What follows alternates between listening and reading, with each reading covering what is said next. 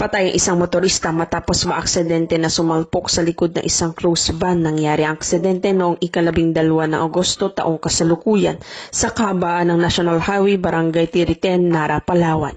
Sangkot dito ang isang Suzuki Rider 150 na minamaneho ng biktimang minor de edad na residente ng Barangay Antipuluan, Nara, Palawan at isang panel van na sinadyang hindi na binanggit pa ang mga pangalan. Base sa inilabas na spot report ng Nara Municipal Police Station, ayon na rin sa kanila, isinagawang investigasyon sa lugar ng bago umano mangyari ang aksidente, kasama ng biktima at iba pang motoristang nagsasagawa ng karera sa lugar sa direksyong north to south.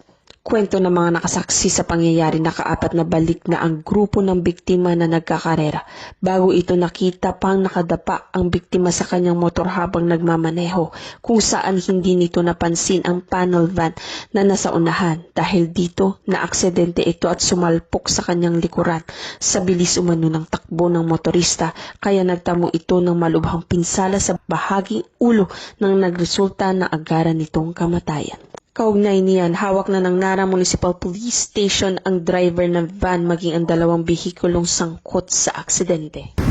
Mula dito sa Calapan City, Oriental Mindoro, ako ang iyong PNN Correspondent Patrol Woman Eloisa Joy Idren. Alagad ng batas, nagataguyod ng balita.